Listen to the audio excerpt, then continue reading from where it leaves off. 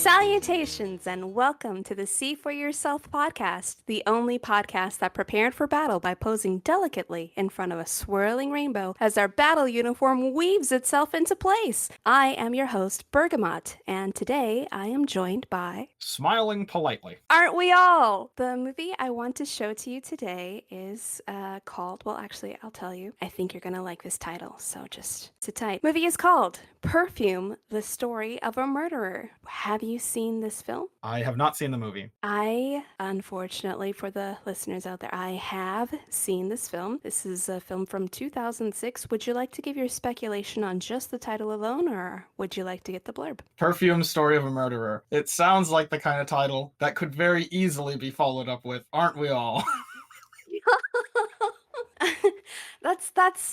That's our season specialty, aren't we all? I'm gonna, right now we're having a hard time thinking about what we're even gonna do with season 3. It might just become permanent with, how high the demand is. Aren't we all applies to so many things. So I guess with that in mind, I'm hoping that it's just a story of like a regular dude who is going about his day, just living super normal Western ideals, American life, just a regular dude. And he's like, man, maybe his name is Perfume, that's his name. People are mean to him about it. But every other aspect of his life is so normal. It's a boy named Sue, but his name is Perfume. Yes, exactly. He snaps one day. He's had enough of it. One day when he's going and he's like stopping by the lemonade stand in his cul-de-sac, he's just like, hey there, little lady, what you doing here? And she's like, oh, lemonade, 25 cents, sir. And he's like, oh, you know what? I could go for a lemonade. What's your name, young lady? And she's like, Jennifer. And he's like, oh, great. She's like, what's your name, sir? And he's like, Perfume. And she's like, oh, come on, fuck you. No, it's not. And he's like,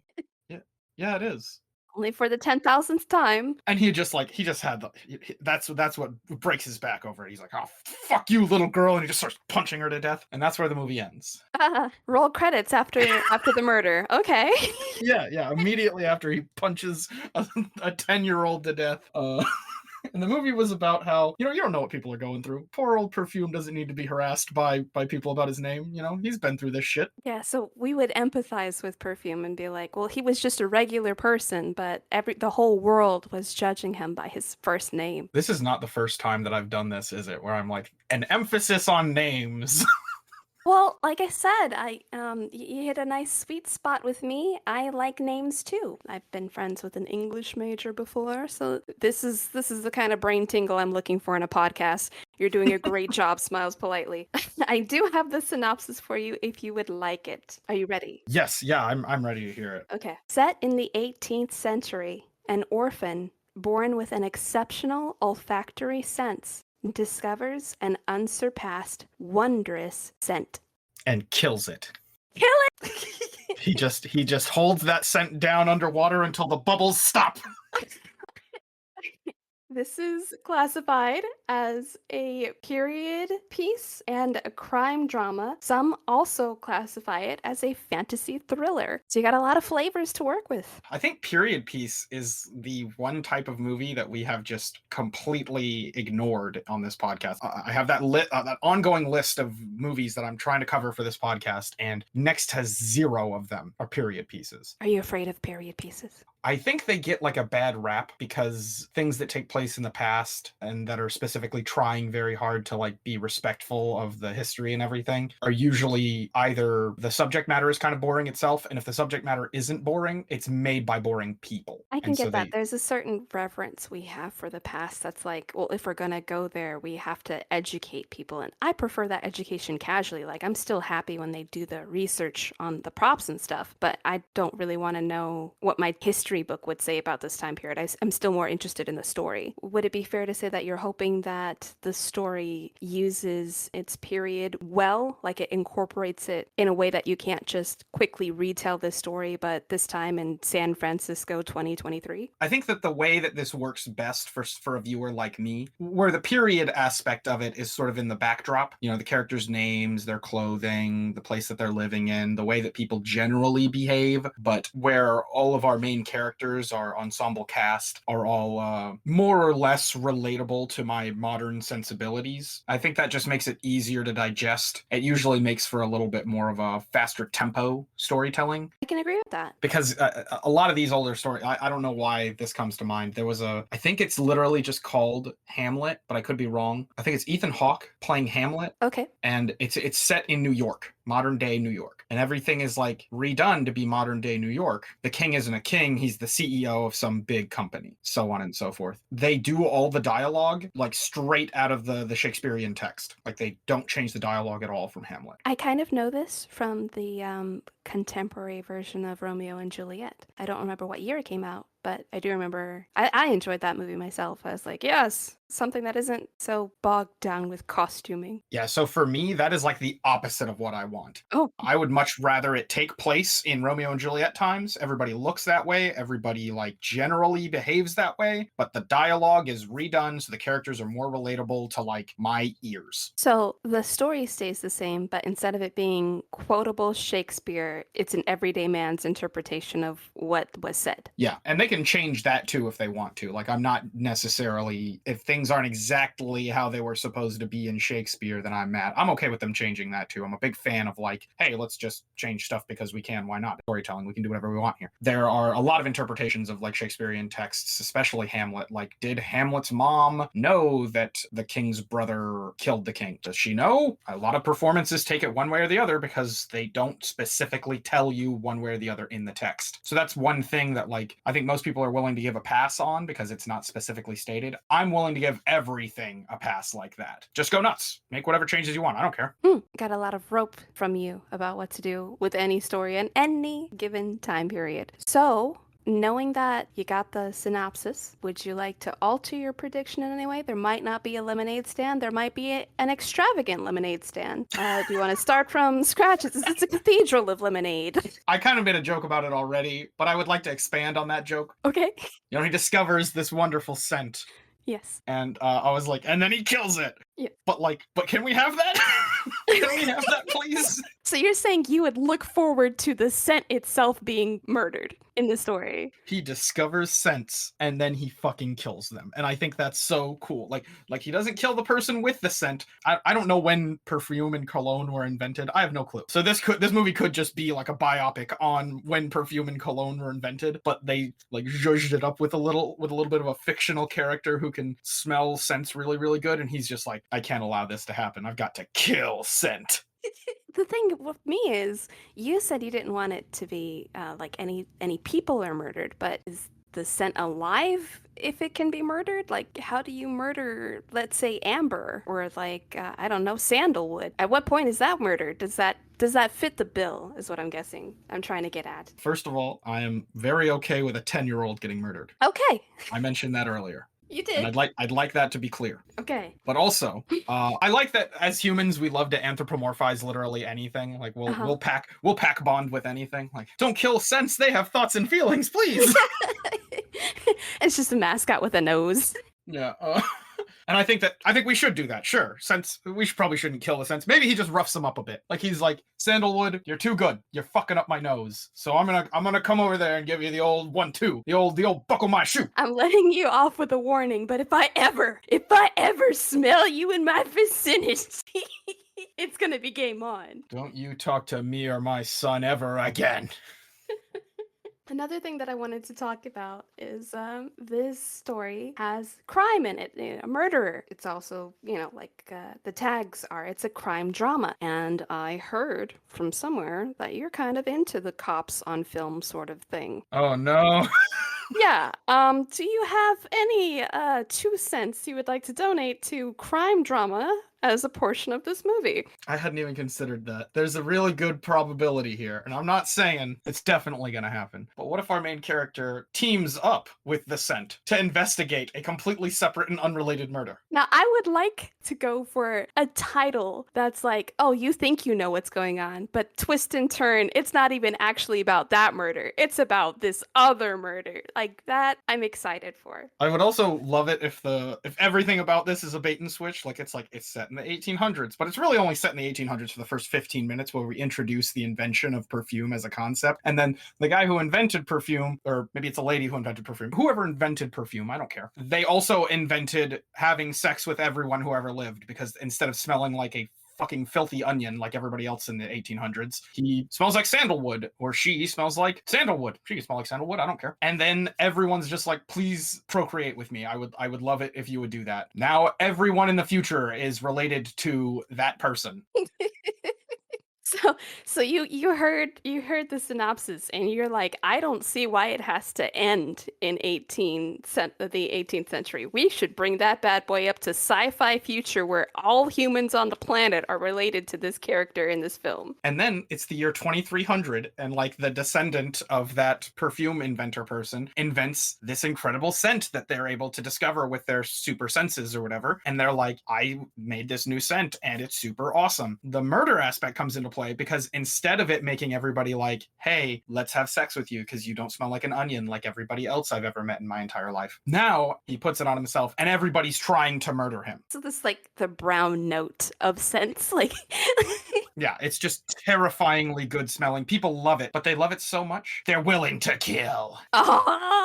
Who really is the murderer in this story? It's the public. They're riotous mobs and they must be controlled. Speaking about law enforcement controlling the public, do you have a face in mind for what kind of character is going to be investigating this crime as you see it? The investigator of the crime? The person that pursues the clues of the story. That one. I don't have any idea who could possibly be in this or even when this movie came out. Do we know when it came out? It came out in 2006. If I had to guess who's going to be our detective, I would say Hugh Jackman, because I would like to say Hugh Jackman, and I can say whoever I want here. In this movie are Alan Rickman, Dustin Hoffman, and Ben Whishaw. I know Dustin Hoffman and Alan Rickman. I'm not so familiar with Ben Whishaw. Oh, you will. You will learn this name, because this is how I learned this name.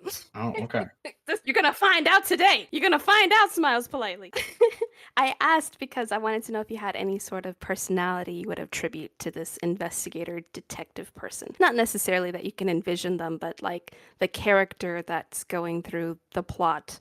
Would it be like a cop looking at the lemonade stand afterwards and be like, oh, great, more paperwork? Or is it going to be like a diehard that's like telling the whole public, like, this is why we don't need lemonade stands. Look what happens when people ask questions about each other's names. I need to stop doing this, because immediately when I'm like, it's a period piece, that just means that it's Les Miserables with extra steps. That's all this is. And so when I'm like, there's going to be a criminal aspect to it, it's like, all right, it's Hugh Jackman, one of the roles, and then I guess Russell Crowe is the investigator, and he's just torn up inside because this killer guy is killing for perfume, and he's like, damn, I love perfume because I can smell good. Or maybe the killer can smell good. I don't know who's the smell good guy. He can smell things real good. It's one of them. The detective boy is just going to be torn up in knots about the ethics of criminality in general, but specifically, like, is it ever okay to murder? Is it okay to judge people who have like a different sense of the world? Maybe that's the thing that like makes him empathize with the killer, is like, hey, killer, you are killing these people because you can smell perfume good. I don't know what it's like from your perspective, so I can't judge you the same way I would judge someone who has the same senses as I do or the same perspectives as I do. So we're cool, I guess. Am I nailing it? Did I nail it? You got it. I got a personality out of that. Thank you. That's what I was hoping for, and that's what I got. So are there any tropes that you suspect comes from a movie like Perfume, the story of a murderer? And I would help you out here, but as we both know, I've already seen it. So this is all you. Microphone right up to your chin, being like, what's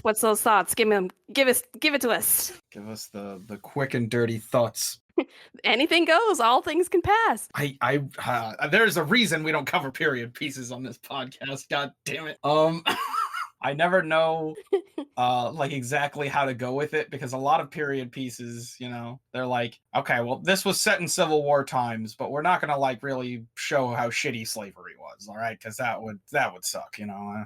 It's a movie about George Washington, so we're gonna focus on how noble George Washington was and not how slavery is everywhere and it's super shitty all the time no matter what. Yeah. Because that's not the point of the thing. And I imagine that will carry through in this, where it's like, maybe it's set in, I'm trying to think of a place that would have like something that's like kind of an ugly truth that we want to hide. Maybe it's set in Britain or something, and they just don't want to cover the fact that, what is it, plumbing hasn't been invented yet. So basically you just got to throw shit into the street. The sanitary revolution is a big deal. Or like a lot of them don't focus on how the enlightenment hasn't happened yet, and so everybody is like, well, this is the way things are because God said so, because the Lord. And nobody is like, well, but logically it doesn't make sense, you know? Yeah. In a lot of these, they kind of pretend like the enlightenment had always happened and people didn't always use the Lord as their argument, because it is kind of boring in terms of writing to just be like, well, but the Lord. And everybody agreed. Yeah, and everybody, yeah, because we've all been indoctrinated to believe this, and nobody has questioned it yet. We all agreed. We all said, "Oh yeah, that's right. I forgot the Lord." Duh. Well said. So something like that. They're gonna sort of pretend that that's not how things work. Ignore this sort of ugly truth of a historical fact. And I'm concerned that it's gonna be set in a place like Korea or something in the 1700s or the 1800s or whatever. And I'm just gonna be like, oh fuck, I have no clue what was going on in Korea in the 17 or 1800s. But it would be a good time to look at it, right? Right in front of you, right there. I'd be interested to know, yeah. But I'm also, that's the thing, is what is that famous line in a Batman movie where it's like, for the uninitiated, that might be a cool place to learn about Korea in the 17 or 1800s. But as someone who knows how films like to lie to us, I am initiated, and I know that this is not, and never will be, historically factual. I am happy you bring this up because I did touch that this film hits fantasy, but it's set in a particular time. I can't take the history away from it. It's trying to tell a story that already happened. I hope everybody can keep their ears open for how those two non-connected ways by your host might possibly be connected in the future. Wait a second. So you're almost making it sound like, because when you said fantasy, I immediately was like, oh, this isn't historical at all. This is just made up nonsense. But now I'm wondering, like, is this somebody's like fictitious account of like how Jack the Ripper might have been? This story's just about Jack the Ripper, who's like a very enigmatic character. People don't know how he worked, basically. And and somebody's just like, what if he could smell real good and that's how he did it? Maybe he evaded the police because smell. Yeah, that could be cool. Do you agree that that could be cool? Fuck yes. Would you watch that? Absolutely, without a shadow of doubt. You got somebody signed up for that story. There's about one more thing that I would like to touch on before we experience it. This film, notably in the perfume part and the olfactory sense part and the wondrous sense part, hits on scent and smelling and fragrances. How do you expect the film to handle this sense? It's not visual, it's not auditory. Are they going to downplay it? Do you think the director can handle how to compliment it? Like, what would you do / what do you expect them to handle something so intangible? If it were up to me, I would say, let's try to find a way to create a visual metaphor that people can see and get, oh, that's what that smells like. I don't think that's entirely off because we do have perfume commercials and they're not all audio. So you might have grounds for that. If it had to be written, I would try to go wholeheartedly into almost like a short, not a short story, but like a 2 or 3 sentences of narrating about it smells like a very in-depth description of a specific feeling or moment in their life or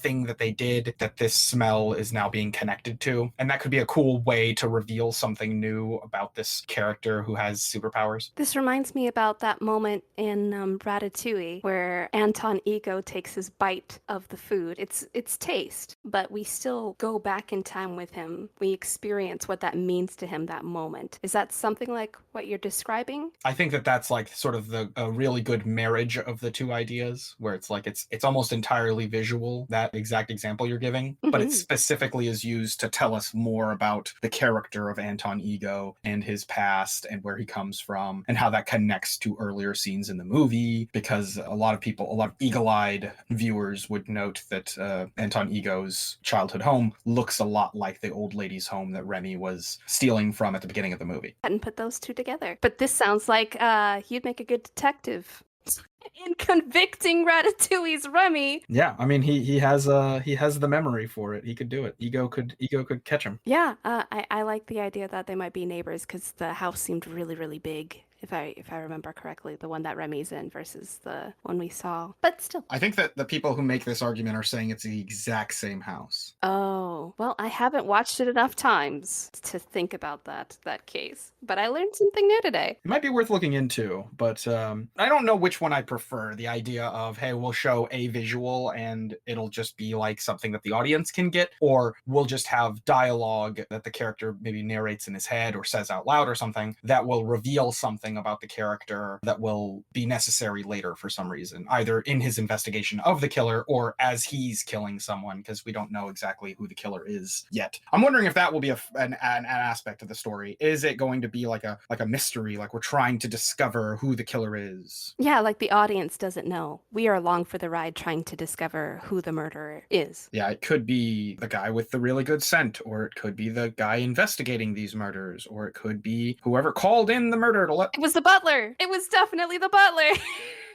whoever sent the pigeon with the little note attached to it to the local police station informing them. What I love about your imagination is that you get these details. I know on See For Yourself we have a hyper-specific time paint. You've given me a lot of hyper-specific scenes. Do you want to have your own special, put it on a pedestal, this was my specific scene prediction for this movie? Okay, easy one. Are you ready for this? I'm ready. I'm going to say it out loud and you're going to be like, I know exactly what you're describing, and it is definitely going to be in this movie. So here it goes. There is going to be a shitty, gross, like alleyway where the characters will see some sort of shadowy figure or somebody slip into it while they're doing their investigation. They will immediately be like, that's the guy, that's who did it, because he slipped into this alleyway while we were investigating, and so he must be trying to evade us, and we will now chase him. And there's a big chase scene in the middle of a busy, I don't want to say bazaar, because a lot of these scenes, I'm thinking of Aladdin, I guess, but a lot of them sort of take place in that sort of like Middle East sort of area, where it's like, a lot of people, street vendors, they're selling things, oh, please buy these fruits I'm selling, buy these clothes that I've made, and then the people jumping over their fruit cart and like evading very rapidly, trying not to get caught by the cops, and then the cops being like, oh darn, he's really good at this. So there's gonna be a My Cabbages moment. When the chase scene happens to an unsuspecting vendor and now their produce or their wares are broken because they're the wrong place, the wrong time in this high-speed pursuit. Yes, exactly that. Okay, just checking. And I hope it really ruins somebody's day too. I hope that they're on trial at the end being like, they ruined my wares, cabbages, fruits. It was them. It's gonna be a lemonade stand. I already called this. It's gonna be a lemonade stand. I love it. I love it. There will actually have been the whole bit of the movie is gonna be that there was never anybody who got killed. That was completely, it was a misunderstanding between the investigators and whatever. But during the high-speed chase in the alleyway with near all the street vendors and everything, they ruined this little girl's lemonade stand. And when they finally find out that like there was no killer and this was all just a big old red herring, she takes him to court. Was murdered was a little girl's entrepreneurship. Yeah. And maybe that's like the incredible scent too, is that like the lemonade has now like burrowed into her skin and she just smells like the most fresh lemon of all time, and she's like, I don't like that. I don't fucking like smelling like lemons. Okay, I already work at a lemonade stand. You know how many people want me now that I smell this good? It's like everybody at all forever until the year 2300. I'm telling you, there's something here. It's not nothing.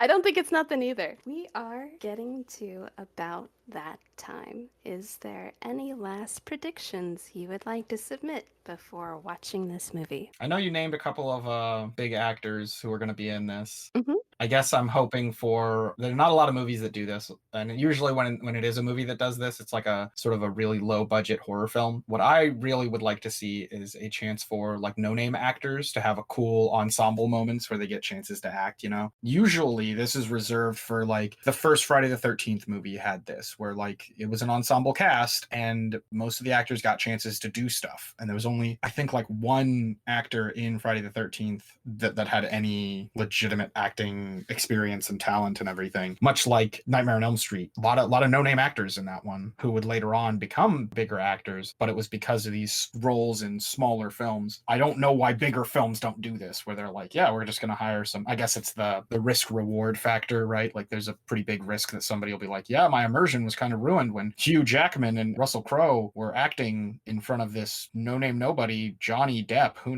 the fuck is that? And his acting wasn't as good as Hugh Jackman or Russell Crowe's acting. That's true. Once you work with superstars, like as a main character in the same film, you're open to a lot more scrutiny if you can't carry the mantle. So I don't know if this would color your judgment at all, but I do want to tell you before we get into it that this movie was based on a book, and the book was written in 1985. Did the book have a different title? No. God damn it. I was hoping the name of the book would be Lemonade Stand.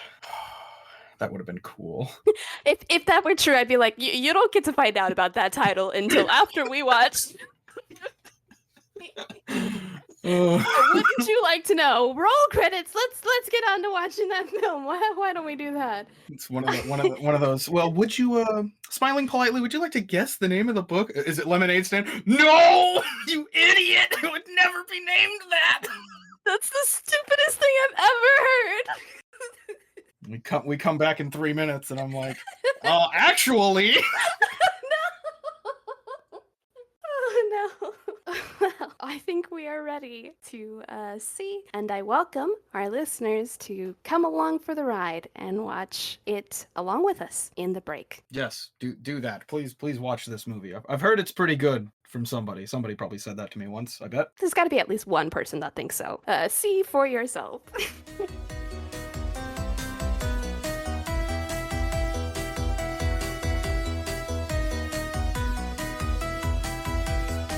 And we're back from watching the movie. So, it's a lot to digest. I know there's plenty of thinking space as soon as I see the end scene. I'm not exactly immune to it. I just like to think that I have a pretty good response time when it comes to unusual things. I am very curious to know your thoughts because now it's a shared experience and we can talk more in a collaborative way. What's on your mind? What did you just see? Well, first I'd like to go ahead and say, you idiot!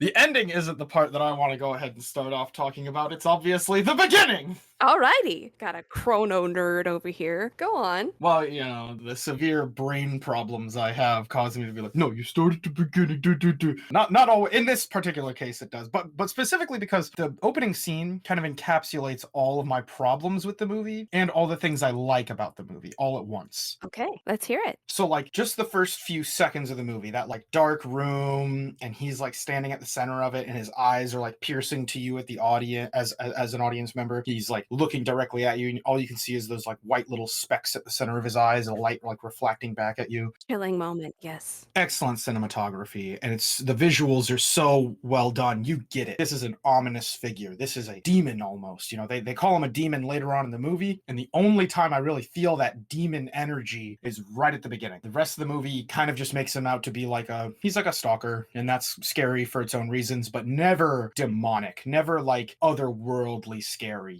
But the first 4 seconds of the movie perfectly encapsulate that.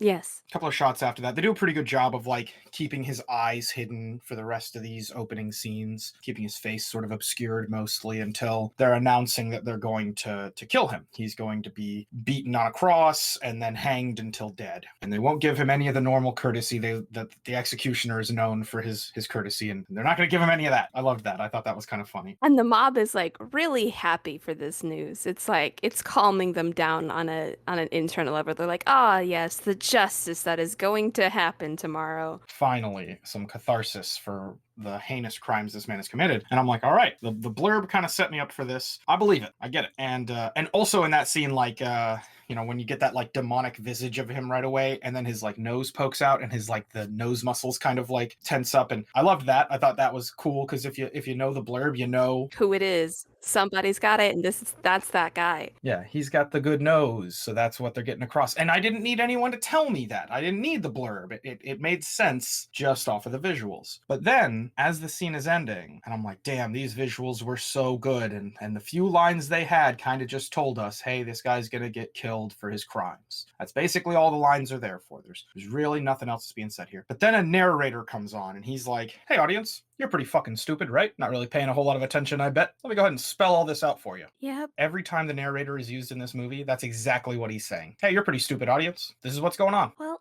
I don't hear it so much as you are stupid. I hear it as if we were to get this character to say this, it would take another 3 movies because he's just a quiet guy. So why don't I just, he feels things. He's got ambition. He doesn't have ambition. It's here. They die. They die.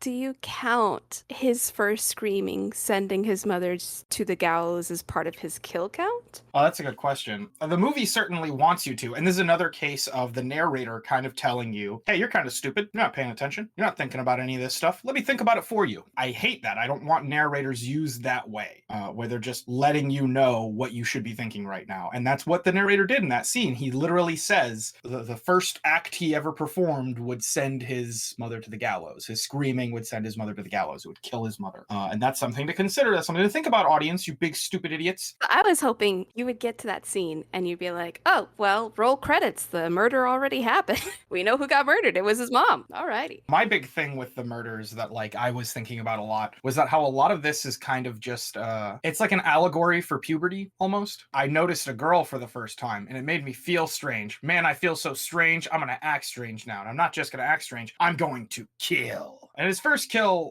when he's like an active participant, because like the crying kill is kind of, he's not an active participant in that. It just sort of mob mentality type stuff. Or the orphanage transaction kill. So that's something that's separate as well. That's worth talking about. I really liked a lot of times whenever or not a lot of times, almost every time, whenever he separates himself from somebody he's interacting with, they get killed. Or they don't get killed, they die somehow. So the first character sort of dies off from being killed, but then the next guy just falls over and dies, and the next guy after that, his house falls in on him, and he probably should have known that was going to happen. It would have been nice to see it come back one more time after that, but we don't really get another use of that joke where it's like, oh, our main character separates himself from somebody and then they die. Like maybe at the end when he's leaving the town to go and investigate the man and his daughter that escaped, and the guard is like, oh, he went north, and then maybe a brick falls on the guard's head and he dies. That might have been kind of a final funny use of that gag, because for me it is meant to be funny, and I think that the narrator sort of punctuating each of them is trying to make it a little funny. I don't know. I interpret those deaths as not loopholes, but tying up loose ends to the claim that Jean-Baptiste is a real historical figure. So the movie presents itself like, you don't know about this man because he was all about smell, and you won't find documentation of him because this died, he switched hands, this document perished, and people lose their memory. And, it just, every moment where you're like, well, somebody should have brought that up, the reason why he no longer can be remembered is also brought up. The way I interpreted it was that this was like foreshadowing for future events. Like every time he takes a step to get closer to his ultimate goals, somebody dies. And that's like foreshadowing for how, in order to achieve his ultimate goal, he would have to kill all these women. Like, because they do mention that at the beginning where they're like, hey, he's as fleeting as the thing that he is known for, which is scent. He's known for his ability to interact with scent, and it's a fleeting thing, just like the memory of him. I think that, or I thought, the reason that people don't remember him is specifically because the big thing that makes him legendary, people were like so distraught about what had happened, because they mention that they're like, oh, this doesn't line up with these people's morals, and they feel so bad about it, and they feel kind of hungover from the whole event, so they tried not to remember it. They tried to forget. Yeah. And so in my mind, that was why he's not remembered by the history books, is because the people that got to experience his legendary moment felt bad about it afterwards. You're probably more right in that the way that the movie probably tries to sell it is these people all died, and so nobody has an account of this dude. One of the things that I enjoy about Ben Wishaw's portrayal of Jean-Baptiste is that he's like a blank canvas. I know that's what you didn't like, is that he's a demon and then he's a regular guy, and then he's an angel. But I enjoyed that he's handsome if you want to see him as handsome, or he's disturbing if you want to see him as disturbing. I feel like that takes, I don't know how he's doing it, but it takes a lot of subjectivity and really spins it because it's basically a silent film. Like he asks about scent, and when some minor characters ask him for news, like where should I put these tuber roses, he'll say something then. But for the most part, you don't hear about his inner workings at all. There are a lot of stories that involve silent characters that are not being produced outside of their original format, like, you know, making a TV show about them or making a whatever the hell about them, because people are, I think, intimidated by silent characters and trying to portray them in a way that's engaging for audiences. Hmm. There are a lot of stories I like that involve silent characters, and unfortunately, it's probably true that the more I think about it, silent characters do kind of come off as, well, you know, whatever you want them to be, that's what they are. When the light hits his face from the right side, oh, well, that's really charming. When it hits his face from the left side, I was like, dude, back up in this dark alleyway. I did really like how the movie played with shadows a lot, and he would sort of appear from the darkness in the way that he did, especially in that scene with the first girl that he like accidentally kills, and she's just sitting there and his face just sort of forms in from the darkness. Pretty great. So we didn't get a little girl getting murdered by the title murderer, but we did get murdering children. Did that scratch your itch at all? No, I want the little girl to be stomped out of existence for her entrepreneurship. How dare she? Oh, we were so close, I thought. I was like, well, they're murdering a baby. Surely that must count in some way. Not good No, enough. Not good not enough. No. satisfying. Not good enough. It's good. Just not good enough. So I wanted to draw attention to it being a fantasy and historical at the same time. It's treated like a biopic, which I think is pretty cool. I don't know how much context I need, but that narrator was there for me. So I was like, oh, treat him like a real person. It does feel very grounded, even though we're talking about basically a potion that can command the love of all mankind. But you still get the slop and the guts and the maggots and the dung. So the setting feels very real to me, and I appreciate that from a movie where the main character comes into possession of perfume that can give you paradise if you ever smelt it. Like, I really appreciate grounding the rest of the story instead of just writing it off as, you know, high fantasy. This movie is like as close to anime as live action will ever get. I want to hear more.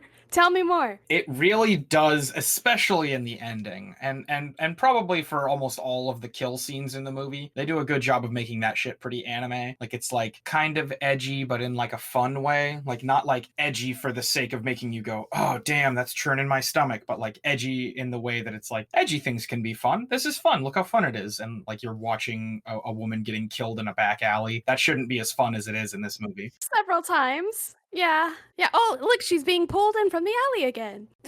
And that's kind of the vibe that anime gets at, where it takes a lot of times, not all anime, but a lot of anime takes like some pretty serious subject matter and will turn it fun somehow. Hmm. And that is exactly what they did at the ending scene, where it's like he's gonna go get executed, and nope, his wild performance in creating perfume has turned him into the messiah of smells, and now everybody's having a smell drunk orgy. Yeah. I liked the commitment to the orgy, though. This movie was not messing around with making that orgy happen. I'm happy you approve. I was like, this might not have enough dongs for his quota. That was gonna be my one thing. You caught me. I knew. There's not enough gay representation in the, like, man on man gay stuff in the orgy. You see a lot of like woman on woman in there, but I challenge you to look for two dudes kissing in that orgy scene. That's fair. I scoured it. And there's certainly no dong. Zero dong. I gave up on the dong like 2 shots in. I was like, all right, there's gonna be no dong. I get it. I see where I'm not wanted. Look, man, I think that if we're gonna show lady titties all the fucking time, and we fucking do, we could at least show a little bit of dude dong, like a little bit. Let's say one dude dong for every 4 pairs of titties. We would have seen plenty of dude dong. That's very true. And we linger on it too. I was like, how many times are we gonna look at the dead first victim's boobies all out being cold? Because to me, I empathize with her being cold. It's like on the cold floor in that cold night. Put a blanket on her. I will say one of the things about the death scenes, because you're right, the ridiculous use of male gaze. Like, we know we're making this movie for guys, so we're gonna have a lot of the camera fixate on titty. Cool. And it makes sense for his character because he's a young man, and like I said, there's something about this that is like an allegory for puberty. But when the women died, and especially that first victim of his, her eyes are open the entire time. And I loved that. I thought that was so good. Yeah, it shows how detached he is from a normal person like you or me that would be like, well, at least close her eyes. No, that guy is all about catching what's left of her smell and then basically weeping over it because that's the part that he cared about. When that goes away, he's like, wait a minute, wait a minute, wait a minute, wait a minute. It's like, yeah, that kind of happens. There's probably a lot to be said for that, like showing the eyes open that way. There's so many different things you can take from it. You know, does it represent how this is his path toward enlightenment? And you know, the eyes like symbolize enlightenment. Is it meant to imply he's moving towards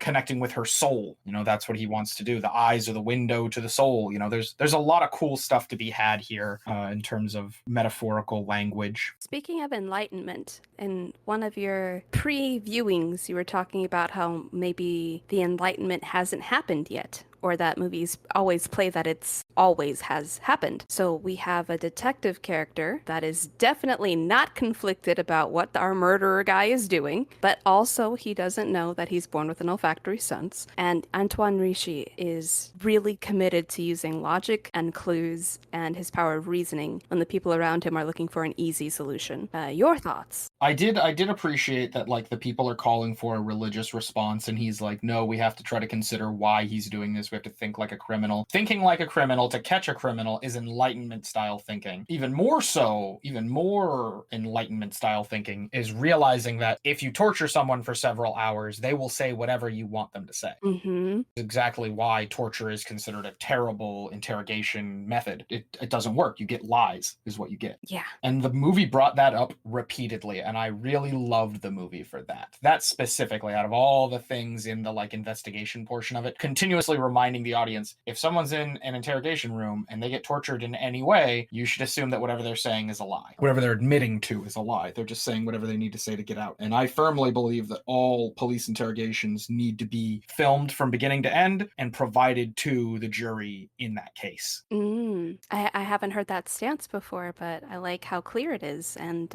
in light of what I've just watched, it makes sense to me. It really sucks how a movie in 2006 depicting the 1800s or the late 1700s is basically able to accurately talk about an issue with law enforcement that exists to this day.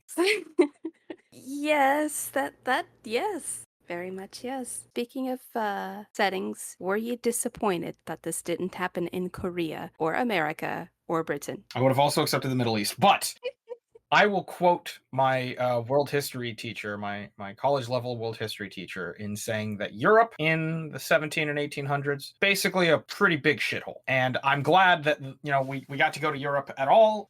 There's a podcast member who is probably woefully upset he didn't get to watch a movie about pretty big shithole France being a pretty big shithole. And because that's been a running gag on our podcast that France is the bad guys. We can safely make fun of France. Fuck you, France. You're gross and awful. And here we are with a movie where France is pretty gross and awful.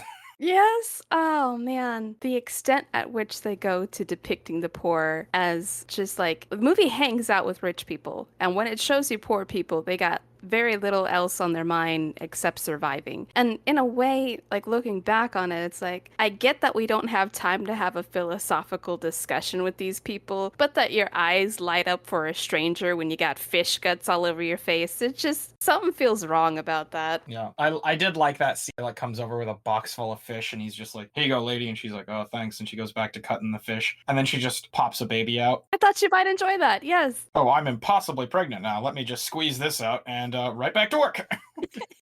And you're like, why would she do that? Thankfully, the narrator's like, well, she's kind of used to them all dying or kind of dying, so she's just giving up on them. Well, so, and that's another aspect of the narrator ruining things. I feel like if I were just left there to think about it, I would have either came to a similar conclusion or at least thought work must be really important compared to like dealing with this child who's going to drain money from you, whereas selling fish is going to make money for you. It makes sense that she would just get back up and be like, fuck that kid, I've got to make sales. Didn't make sense to me, so my idea was immediately the first sentence that came to me. Thankfully, that was the narrator's, but otherwise it would have been, "She let that baby die. Where's the mama? She let that baby die. She's a murderer. That mom murdered her baby, or attempted to, and justice was had that day. Baby still doesn't have a mom." Yeah, so that's something I was thinking about as they're murdering the mom, is like, well, but this doesn't solve the problem necessarily. Like, the kid now has to go to an orphanage, and then as soon as he gets into the orphanage, the other kids are like, yeah, let's smother this baby because it sucks. So I have read the book because I like movies. I have a special respect for movies that make me read a book. I was recommended this movie by a good friend of mine, and it took me a while to get up the courage to see it because it's rated R for disturbing imagery and aberrant behavior involving nudity, violence, sexuality, and disturbing images. So yeah, not usually what I'm after. But when I got the courage to watch, I lost my train of thought reading that. I'm so sorry. I got the courage to read it, to watch it. I thought it was beautiful. It's just a beautiful ride. I thought the movie was good, but I did not think it was great. I feel like it was missing something, and I can't quite put my finger on it. And the movie does also seem very indulgent, which I feel bad saying, considering like anything that gets us more Alan Rickman acting is probably worth any amount of indulgence. But yeah, the movie's like 2.5 hours long, and we talk on this podcast a lot about how a 90-minute movie is what we're aiming for. Jeez Louise, I did not feel like that extra hour was earned. I think that there was a lot of time spent with Dustin Hoffman's character that was kind of a waste, and we could have wrapped that up a little bit faster, maybe wrapped up those like intro scenes a little bit faster and cut this thing down to a more reasonable 2 hours. But honestly, like, even with that in mind, this is a pretty minor gripe. The movie's still really good. There is I might be saying this a little early, but whatever. Our audience are probably all French people just waiting to rain down hellfire on us for saying mean things about France. Okay. This movie and a lot of its like narrative that it's trying to discuss, the themes that it's trying to like incorporate, reminds me of Devilman. Did you ever get into Devilman? You must love Devilman, I imagine. No, I don't know of such a thing, no. Not a big Devilman fan. It just doesn't seem like, no. No, nope. A devil fan, a Devilman fan, a devil fan man. All kinds of no. Oh, okay, well, maybe Devil Lady. There's also that, in case you're ever wondering, like, well, is there Devilman for girls? Yes, there is. Mrs. Devilman, I'll play. Madame de Devilman. But basically, Devilman is this story of a character who, along with a friend of his, a very apathetic friend of his, they discover that devils are real, and that's kind of spooky, and that they're eating people alive and killing them and whatnot. And that's not great. So in order to fight back against that, our main character, sort of accidentally, but it does happen, it becomes part devil, and he becomes, wait for it, Devilman! Ah, there we go, isn't that fun? And that's basically like episode 1 of Devilman. But as the story progresses, it becomes a very in-depth discussion on human behavior. Are people capable of being good? Is morality gray? All of these different questions of like the human condition. And I guess when it started to remind me of this, of Devilman, is sort of towards the end of it, in the like big climacteric scene for Devilman. The main character's buddy cop best friend sidekick guy reveals to the entire world that he is part devil, and that devils are real, they're not just a myth, and that they're out there killing people. All of the people who hear about this just become a horrifying mob, just trying to kill every person who's a devil, and every person who's related to a devil, every person who's associated with a devil. Doesn't matter, we're killing them, we're scared. And it reminded me of the scene where they start arming all of the people of Grass. And they just start shooting random people. Yeah. Like, the guy just wakes up from his bed, sees his like servant, and he's like, "Breakfast, sir?" And he just shoots him, which, again, comedy gold. But I think it's supposed to be a commentary on the reactionary nature of humans and how we're skittish and scared, and we'll just shoot at anything because we're terrified. That poor wig maker, as soon as they thought hard enough to be like, what could this guy that crops women's hair be doing with it? The wig maker! You murderer! They like kick him out of his shop and drag him through the dirt. Yeah, it's interesting. That is one of the failings of Perfume. I don't think at any point did I really sympathize with the main character. I was never really like, yeah, I feel close to this guy. He and I would get each other, I get how you feel in this moment, like next to never. I'm weirdly comforted that you don't have as much in common with the main character as you would have liked. But I do have more in common with Devilman, is what you're saying. You're like, it's cool that you sympathize with Devilman and the suffering he goes through. Yeah, took the words right out my mouth. You don't sympathize with regular French dude. So not quite the same thing, but big emotional experience. We have this 360 moment with Dustin Hoffman's character when he smells Grenouille's first smell. Were you yelling at the screen, "I told you, Bergamot, it was gonna be like this. Visual is all the way." I basically predicted this because when I watched it again, I was like, well, he might get me on this one. The thing that like took me off guard is that the master guy is like going to the tank place and he's got that like cloth over his mouth. Yes. Or over his nose and mouth, I guess. And in my mind, I'm like, well, so why doesn't Grenouille need that? And the answer is Grenouille, like, he loves all scents. There's no, like, he loves the scent of, like, iron that's rusted. He loves the scent of the muddy bog and the frog giving birth to a bunch of tadpoles. He loves all those scents. He thinks they're wonderful. And that's just to show how sophisticated his smell is. The master is like, no. Can barely handle the same perfume a few times without exhausting his nose. Yeah, he's got to, and like it also shows earlier where he like kind of holds his nose for a few seconds and then smells the perfume. Yes. It's to cleanse his palate. I do like that he teaches us about perfume because I had no perfume knowledge, and this movie is about a perfumer and a perfumer's journey. So they're talking about enfleurage and distilling essences, and yeah, I wouldn't know what the window in your cellar is for. It's for cramming a whole bunch of roses down. Okay, good to know. Well, so this brings me to something that also frustrated me about the movie. Grenoir is kind of a Gary Stu, sort of the male counterpart to the Mary Sue, where he's as great and wonderful as he needs to be at any given thing. And usually this is like very good at it. Like he's as successful as he needs to be, but the bar isn't lowered to like, you were as successful as you needed to be at this, but you're kind of still bad at it. No, like he's really, really, really good at it. And he needs to be. In order to get this apprenticeship so that he could learn a bunch of stuff. But like, it kind of already seems like he knows more than the master in a lot of ways. So you get this dichotomy between Dustin Hoffman's Baldini, who believes that a master of perfume craft is someone who's humble, has worked hard, has put in the experience, has learned about the formulations, that knows the order of the essences and the alcohols. But all of that is, as far as Grenouille is concerned, just human-made stuff. He knows his scents, so he's able to put them together. Whether he can give you a formula, a man-made concoction of measurements, no, he's never encountered those things. But as far as being able to identify them and combine them in the way that he smells them as they are in the room, I don't find it so hard to believe. I'm not saying it's hard to believe. I'm saying that it doesn't feel good watching that and like seeing him just like show up and already be really great at it. It's not a good anime character right now.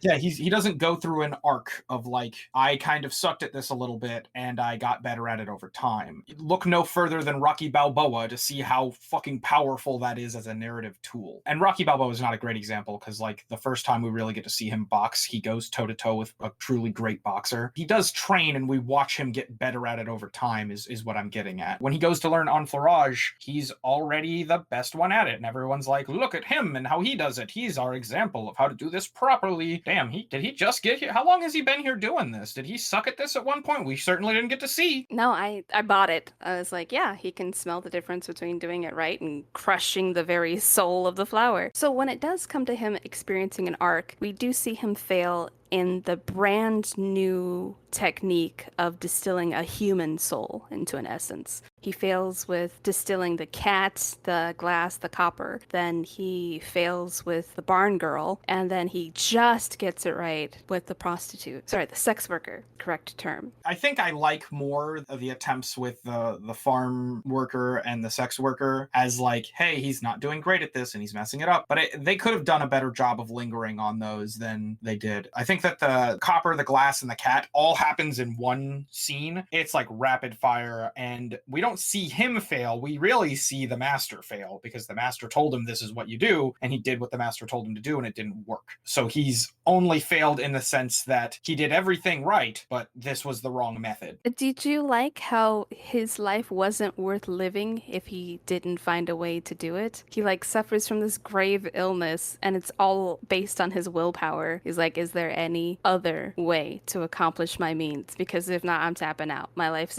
is not worth it. I think that that's very anime. That's an anime thing to do.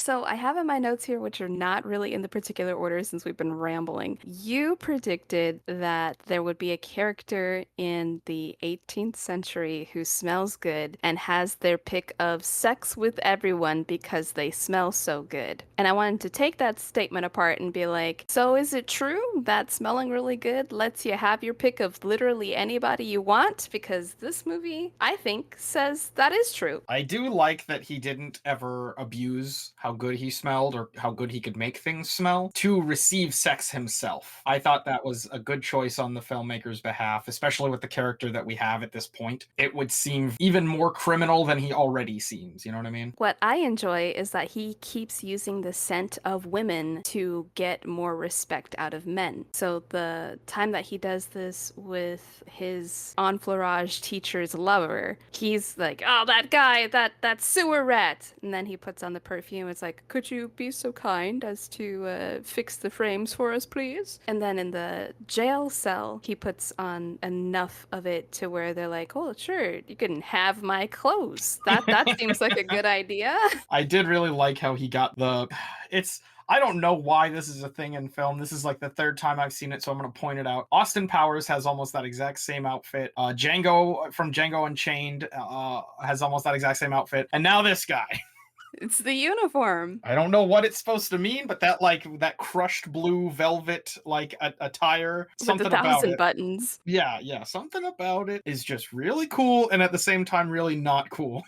Hmm. I don't know what it is. I think it still looks nice, but as you know, I'm a fan of Austin Powers. Yeah, well, hard not to love. Thank you. I appreciate you saying that. I wanted to talk about the music in the movie. I love this soundtrack. For a while, I would play it without watching the movie, just playing the music. I feel like the music adds a whole other layer. At first, I thought it was complimentary of the smells, but on this viewing, I think it's really just a compliment of the thriller aspect. Sometimes you get like a heavenly chorus when people are experiencing the divine smell, but for the most part, the film uses the music like things are about to go down or uh-oh, somebody's in the shadows, that sort of tempo and heartbeat. I did think that the soundtrack was very good. For me, it just followed whatever I guess the plot was doing, or maybe not what the plot was doing. The theme of the moment, Yeah. whatever emotion they're trying to evoke, they did a good job of lining that up with the music. And that doesn't have to be the only reason they chose the given song in the given scene, but it was the thing that I picked up on most often was this song does a good job of evoking this type of emotion. So good job. I also want to point it out because our director has a hand in composing the music for this movie. Ooh, that's good. I always love directors who do more than just directing, whether that's editing or writing or composing. It warms my heart to see directors putting on more than one hat, I guess. This director did put on more than one hat. So we just take a moment to appreciate that the music harmonizes with the vision and the vision harmonizes with the music. There was a part early on where they mentioned that the people in the tannery live for about 5 years. That's about as long as you can work in the tannery without dying. And that's kind of scary for me as I'm watching like the main character, like, oh, well, he basically gets to do this until he's 18 and then he dies, question mark. And I was expecting some sort of a payout for that. But the next thing we get like that kind of relieves that tension, I guess, is a scene where the tanner is kind of letting him know like, hey, we're bringing you into town with us. And the narrator says he was alive, he had triumphed, and at last he was in his element. And that's when the scene transitions to him being in the city. But to me, it felt like, I don't know, it felt almost like you gotta work and pay your dues, and then you can finally get the big reward of being able to live your life the way you wanna. I didn't like that as like a suggestion at all. And I get it, like this is a time where this guy's a slave and he's being being bought and sold, And convincing his next master to buy him. yeah, a lot of our current modern day difficulties with labor are not compatible with the time period. But you could find a better way to frame it than that, I would think. The first time he finally gets to go into the city, he's like, "I've come alive. I've triumphed over all the difficulties, and I can now start living my life the way that it was meant to be." God. Maybe simple pleasures for a simple guy, not being killed even though everybody wants him dead. I also liked how the first time he gets like attempted murdered, they're trying to suffocate him, and the first person that he accidentally kills, he suffocates them. That's true. That's very true. I like how his first trip into town, he's like, this is for me. I'm going to be greedy. I'm going to sniff all of the smells. Then he discovers a perfumery, which, like, hello, that would be the first thing that I'd try to smell, but I distinguish, whereas he's, being greedy. And so he risks it. He knows that his master is, like, merciless. I mean, we see all the scars on his body, I'm guessing from the tanning process, but also because, he has a harsh boss. And he's like, well, if I'm going to be my one day outside the cage, I might as well make it count. And boy, does he. Gets the perfumery and the most exotic divine scent he's ever smelled before in the same night. I do like that they kind of captured a lot of those like modern day like creepy guy behaviors in his interaction with that woman. She's like, "I'm a fruit vendor. I'm here to vendor my fruits," which looked a lot like lemons, by the way. They're classified as yellow plums, but I'm hearing you out. I'm hearing you out. I'm not trying to say they were definitely lemons. I doubt they were lemons. I'm okay with them not being. I'm just saying they look a lot like them. Does her basket count as a lemonade stand? I mean, you were willing to accept a lemon castle. This is like a more reasonable lemon castle. Go on, yeah, and he grabs the hand that possesses the fruit and just puts the nose right on that like pulse where people like to put their perfume. Where they drip it, just puts his nose right on there, and I was like, oh. Yeah, and I liked how he reacted the way that a normal person would react. Like, yeah, dude, what the hell? Yes. I get it. Thank you, please. I'm so glad that the movie didn't try to like downplay that somehow. They could have. They could have been like, "Oh, sir, please." I'm not that kind of girl. Just take my plums. Yeah. I'm selling my plums, and I don't know if I want you smelling me, but thank you very much, sir, and I'll be on my way. Like, no, she told him, "This is fucking weird, dude. You're weird. Go fuck yourself. I'm out of here." And then the stalking continued, and I don't know. I just like how they didn't try to downplay how fucked that was. No, that I'll also tip my hat for that because unfortunately, I feel like modern movies would have. They would have been like, "Oh, he's just interesting." And I have the patience of a saint when it comes to my very cheap yellow plums. That may have been lemons. We don't know. It's hard to tell. Who knows? Could be anything. I'm just saying, every time she opened up one of those plums, I was like, well, there's yellow stuff in there. Lemons have yellow stuff. I'm just saying. So we didn't quite get a chase scene, I think, in the way that you were describing, but there was kind of like a dance scene after the fake villain had been captured, which I thought was a beautiful moment where you have the church being stirred in their prayer and the news reporter, the courier, running as fast as he can. And then we have this still shot of the main character just counting how many he has left and appreciating his work so far. So when the news is like, "Guy's been captured," like the audience is not at all deceived. But a little bit after that, when the town is rejoicing that the danger is gone, there's a whole bunch of dancing happening. I feel like that's the most public scene we get because the rest are kind of narrow with the exception of the finale. And another example of like characters not taking mistreatment lightly. Laura gets slapped in the face by Alan Rickman, and then instead of, "Oh yes, father, of course you can slap me in the face because it's 1700s France," she fucks right off. She's like, "Nah, fuck that. I ain't getting slapped in the face again. I'm out of here." She bolts, yeah. Until she goes into the horror hallway where there's clearly someone at the end of it waiting to murder you. Yeah. So I was like, it's not quite a chase. It's more like a trap thing where it's like, come a little further so that the box can fall on you. But it was from a public area to a pursuit of some sorts, even if we backpedaled before anything dangerous happened. Did you think that she might have been captured in the maze? Because this is before we start counting the bottles, so it could have been her. Were you of the opinion that he got her when they're playing hide and seek in your rich people maze. I think he realized that she was going to be the last component, and so he put her off till the 13th one for fear of he's got her and might as well use it since I've got it. No. I'll put it off till the very, very end, and then because it's going to be my final one. So I did like that the two women that he like clearly had a big thing for were both redheads. It feels like to me, not that the movie's trying to say that redheads are special in some way, but rather that like he's trying to recapture that original feeling he had. Yeah. And I think the movie corroborates that in the end when he's thinking about her in those sort of closing scenes.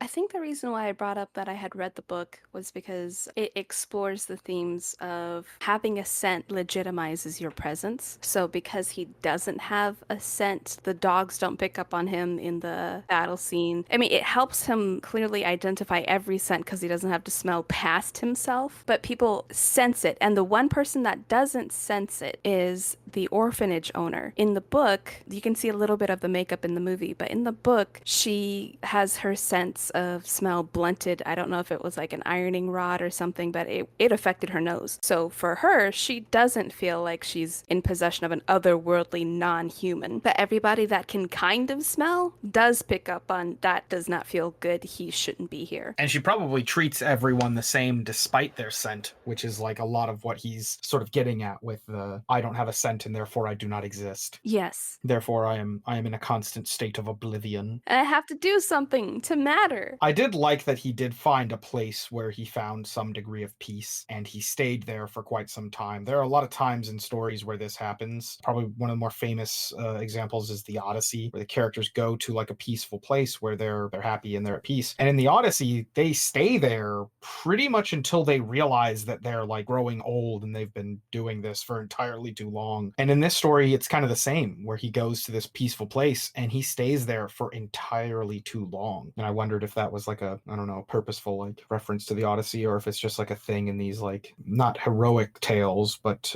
grand tales, you know, of passion. A hero's journey. I don't want to call him a hero exactly. So I read the book only one time a few years ago, like more than 5 years, a few years ago. And what I remember is that he comes out of the cave and he's found by a con artist pretending to be a discoverer. And so they put him on display like a freak show, like, look at this missing link of a man that I found. He was in the wilderness and we have sophisticated him. What's it? Not My Little Lady. My Fair Lady? Yes, we My Fair Lady them.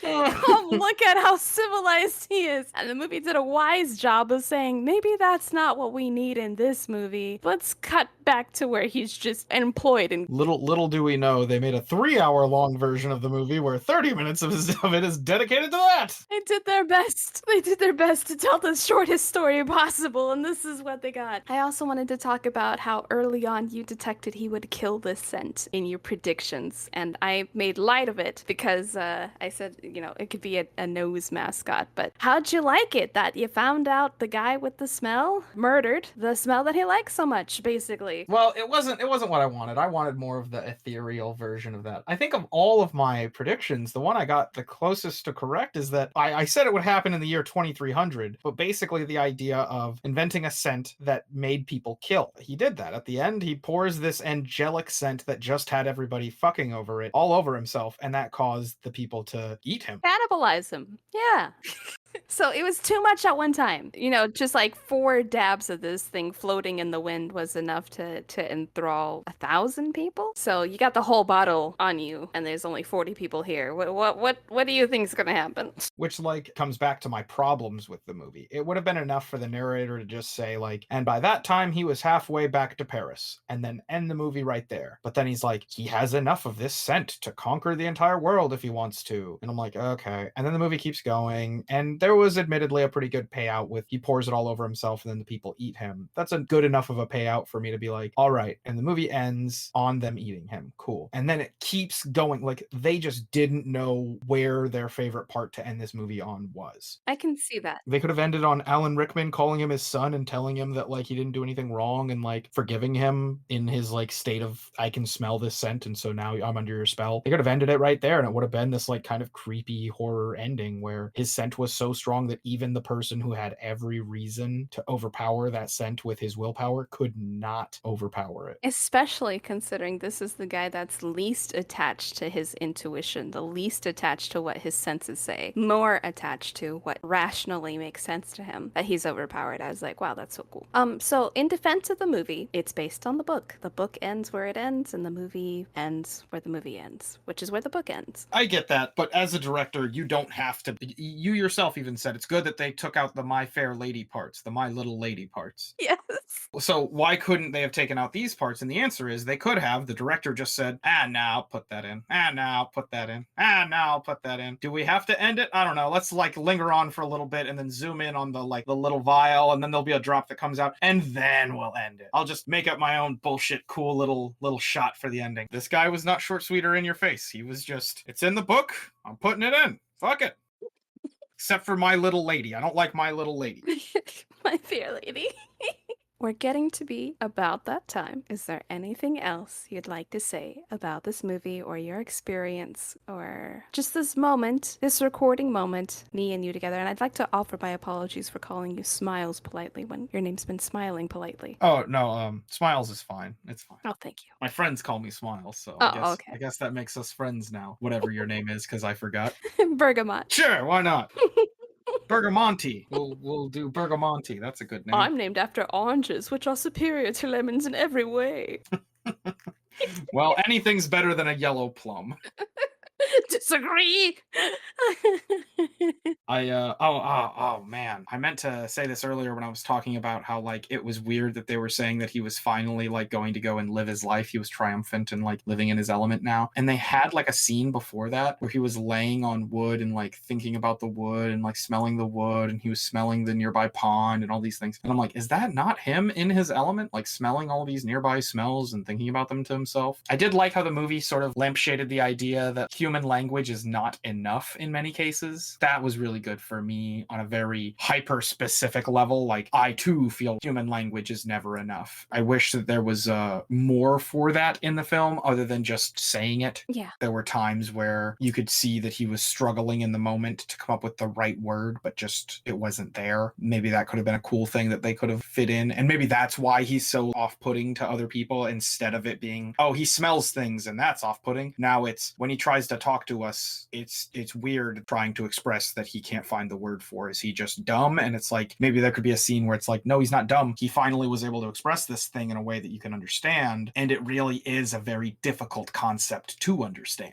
or a difficult concept to articulate. As far as articulating a concept I think most people weren't thinking of, it reminds me of when he's bought time with a sex worker. She's like, you like this, don't you? Because part of her gig is to like rile up her customer. He didn't purchase her time for that. So she's like, okay, but this is like, if it's not arousing you, what is it doing? He's like, I'm building a perfume. She's like, and then he can smell her getting nervous along with the body language, along with the voice. And he's like, could you relax? Because you're about to ruin it. And that tone makes a situation even more tense. I appreciate that he specified it. Like I said, please talk to me. Narrator person, talk to me, because I'm not able to catch up with all of the things that are happening in front of me. It's just a feast for the eyes and the ears. And maybe I'm overwhelmed in that way. I'm not paying attention to what adds up to pushing the story along. But for that moment, it just seemed like he was doing a really good job of addressing his reality and what was happening in the present. I also imagine that situation is incredibly confusing for the sex worker. Like, she's just like, oh, you're really into this. And he's like, no, I'm making perfume. And she's like, what? And he's like, please relax, ma'am, because if you're not relaxed, you're going to smell terrible. And she's like, oh, okay, so it definitely is doing something then. Like, I can tell in the way you're speaking right now. I get it. You know, I don't get it, but like, I get the way that the cogs like line up to make the wheel move. It makes sense. And then she sees the little sickle and she's like, nope, never mind. This is not, I had a problem with you almost tying me up and there is a bandage on my arm and you just want to bring out a sickle, huh? In his defense, that probably really is a tool for like scraping something off of another thing. It's probably not like a big deal in his mind, and that's why he like overlooked it. I think that's like one of the few times where we get him not being a Gary Stu, where he makes like an honest mistake, and as an audience where we get to be like, haha, you made a mistake, and that's like a normal thing that normal humans do, and you have to get better at it over time. That's one of the more reasonable fuck-ups he has. I brought my totally safe work tool. Yes. And this lady's freaking out for some reason, and I don't get it. Well, she's freaking out because your totally safe work tool kind of looks like something that somebody would use to kill someone with. I feel like we should talk a little bit more about Laura. I did want to mention one more thing about Laura, actually. Go on. So the first scene we get introduced to Laura, we don't get introduced to her. We see her. He like smells her, and she's like coming by in her stagecoach. And I don't know if he learned from last time or what, but he like posts up on a tree and like does like a Johnny Bravo like kind of pose on the tree. He's not very good at it, but he does look more presentable now than he ever has in front of a woman before. And of course, she makes eye contact with him. They look at each other, and he's just like giving her the old smolder, you know, the hey, sup. And I was like, dang, man, like he really got some composure with women like overnight. I'm impressed. Oh, but he's okay. It's okay to be Gary Stu with women overnight. Well, I mean, that's the point where I think that it is okay, because he's clearly not great. He's not Johnny Bravo, but he's like trying something new here, you know? He's giving it a go. And he's not great at it. Like I said, he's still kind of like a little awkward about it, like a little bit. So I felt Laura's frustration with having an arranged marriage. She was already awkward in front of her fiance, who's like, we should be further along in the intimacy department. She's like, do I have to wear the necklace? And then her dad's like, yes, you better wear that necklace. She's like, oh, dang. Then her dad gets more strict, and she resents him for that, saying that he's overreacting because he had a silly little dream and he needs to stop worrying about her. Then we get this one moment, almost twice actually. So the window's open, Laura's there, Antoine Rishi's there, and he closes her window. Then I don't know why, but Grenouille's in the room and he's like, today's not the day. And then he leaves from her windows, and then Antoine comes to her bedroom and he's like, did you open the windows? And she's like, nah. But then later on, he is in the house. It is for real kill night, and they make eye contact. And we already see that his blunt object hand has lowered. And I was like, is he gonna be taken in by her beauty? Are they gonna have one conversation where he's like, I like your smell? And she's like, I hate my dad. I will marry anyone other than the Marquis. Please take me away. And then he has the time to lock the door and give Antoine the key back so that he gets to, wake up in his regular morning routine of splashing water on his face and buttoning up all his many buttons and reaching for his key and unlocking the door. Blast of sunshine, you failed. But not only did you failed while your daughter was upset with you for arranging her future. I will say that I do like that they didn't just make it like arranged marriages are terrible. They did make it like the Marquis kind of sucks. It's this particular Marquis. Yeah. When he finally catches her in the maze, he specifically says, there's no running now, and like tries to kiss her a bunch of times while she is clearly not trying to kiss him. Mm-hmm. I like that they made the Marquis kind of suck. It's not just like, I don't want to marry you because my dad wants me to marry you. It's, no, Dad, I really think this guy sucks. I don't even know if I love him. That's not part of the equation, Laura. I need you to get defiled as soon as possible because he attacks the virgins. Inaccurate anatomy analysis, by the way. Yeah, that was another thing. I like how they're like, the doctors have like decided that all of the people are virgins and whatnot. All the men gasping. How could it be? A man withholding himself in front of all these beautiful naked young women? Wait, so he didn't kill him and then rape him? Or rape him and then kill him? And they're like, no. Who would do such a thing? You gotta at least do both of them if you're gonna do one. That doesn't make sense. Are we sure it's a man killing them? Maybe it's a lady, Dressed as a man or something like that. Yes, Yeah. you do treat the situation like this. He's like, we have to get into the mind of a killer. And they're like, I don't want to think like a woman. Gross. Good old shithole 1700s France. I think she does a great job of living up to being the muse, the most beautiful one, the clear target. If this guy is collecting ladies that are strangely beautiful and like she's the detective's daughter, I think that's cool. It's basically, I don't really remember seeing that. It's like My Date with the President's Daughter, so it's a powerful person and he has a daughter, but it's rarely like, and this crime boss is after the detective's daughter. I don't know. It seems like always when they have a father-daughter bond, there's like a love story there, and this one does not have that love story involved. I do like that they show the like mom's grave, so it's like he's a single father, and that's kind of sad. The master guy even had like a cool wife. That was cool. She got like no lines. You're still the best perfumer. Mwah. That's all she got. I don't know. Got her SAG card, so good for her, I guess. Fuck. Well, we're coming up about that time. I don't know if I said that before, but if so, this is the for real version. Anything else you'd like to say before we wrap up for today? I'd like to say that it feels like we're getting we're coming up about that times, and I would never, both me and Wendy Peppercorn would never Never. Well, yeah, my job hosting is done. I'm taking off this apron and I'm living my life. And I'll see everyone in the next episode of See for Yourself. Or not, or it'll be someone else because What? What? What? I've hired this person. They're fired. They took the microphone away from me and they said I'm gonna host this one. And I said, oh no, that's not really how they do it. And they pulled a gun on me and I said, oh okay. And now I've wrestled the gun away from them. You can't see any of this because it's a podcast. That's how this works. And now I have the gun. I have the upper hand. And and Let this please turn out good. Let this please turn out good. I'm like Orson Welles. You know, I found a way to make audio recordings exciting somehow. I don't know why I would say that and then continue to release episodes of the podcast after the audio recordings aren't exciting or entertaining in any way. False advertising. It was only fun for that one moment when it was very dramatic and high stakes. And now it's just, two friends chatting about a movie. Okay, well, hey, I'll leave now. I've overstayed my welcome. Fucking hell. I apologize to the editor for all of this length of film podcast he has to edit, but it was fun while it lasted. And now he has to keep in both of the times where we said, oh, coming up on that time, in order for that whole joke to make any sense. You could just cut off the again. We could do it one more time where I could say it's coming up about that time without chuckling over it. We could do it for a 5th time, why not? We could just do it 100,000 times! Just reuse the old clips. I'm sure it's coming about that, time. Good lord.